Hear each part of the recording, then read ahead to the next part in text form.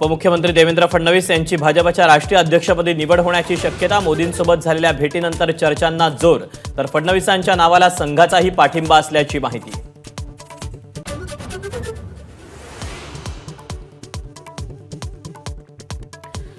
विधानसभेला मुंबईसाठी भाजपचं विशेष प्लॅनिंग। सहप्रभारी अश्विनी वैष्णव मुंबईच्या 36 विधानसभा मतदारसंघासाठी बैठक घेऊन रणनीती ठरवणार।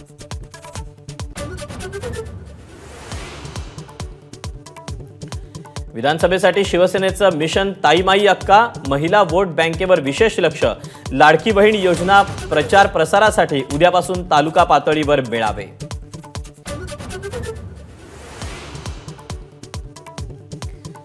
राहुल शेवाळेंनी दाखल केलेल्या बदनामीच्या खटल्यात संजय राऊत आणि उद्धव ठाकरेंना प्रत्येकी 1000 रुपयांचा दंड। आव्हान अर्जाला उशीर झाल्याबद्दल दंड बसला।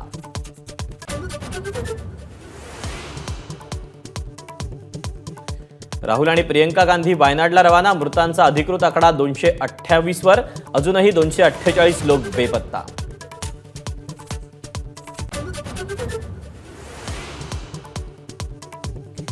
दिल्लीत काल संध्याकाळी बेफाम पाऊस। मराठी बहुल मयूर विहार भागात 1 तासात 90 तर 6 तासात 142 मिलीमीटर पाऊस।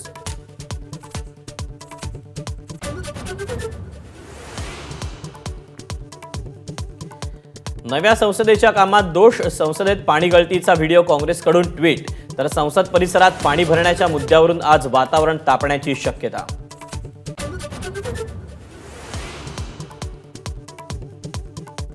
आजपासून राज्यात पाऊस पुन्हा सक्रिय होणार। मध्यम ते जोरदार पावसाची शक्यता। ओढ दिलेल्या भागातही समाधानकारक पावसाची शक्यता।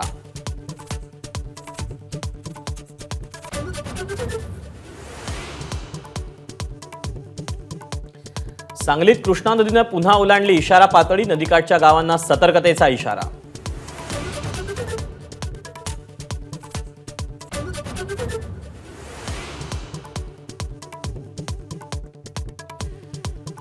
भंडाऱ्यामध्ये वैनगंगेच्या 800 मीटर पुलावर 300 खड्डे। 10 दिवसातल्या पावसानं झाली पुलाची चाळण। वाहनधारकांची ऐन पुलावरच कसरत।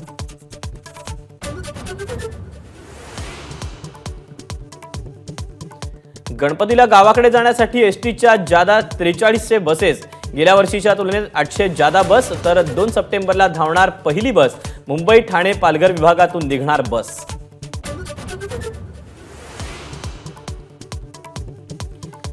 अवकाशातील ताऱ्याला साहित्यरत्न अण्णाभाऊ साठे यांचं नाव। संभाजीनगरमधील उद्योजक सुशील तुपेंनी केलं ताऱ्याचं रजिस्ट्रेशन।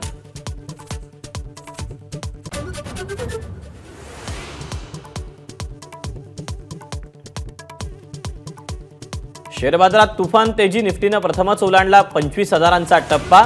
सेन्सेक्सनंही ओलांडला 82,000चा विक्रमी टप्पा।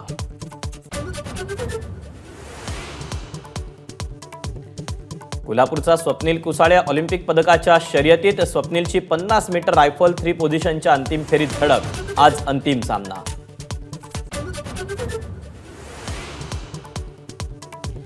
ऑलिम्पिकमध्ये बॅडमिंटनच्या पुरुष एकेरीत लक्ष्य सेन आणि प्रणॉय आमने सामने।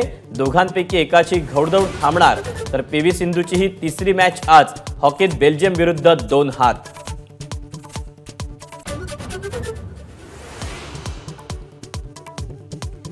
भारताचे माजी आंतरराष्ट्रीय क्रिकेटर अंशुमन गायकवाड यांचं कर्करोगामुळे निधन। वयाच्या 71व्या वर्षी घेतला अखेरचा श्वास। एबीपी माझा, उघडा डोळे बघा नीट।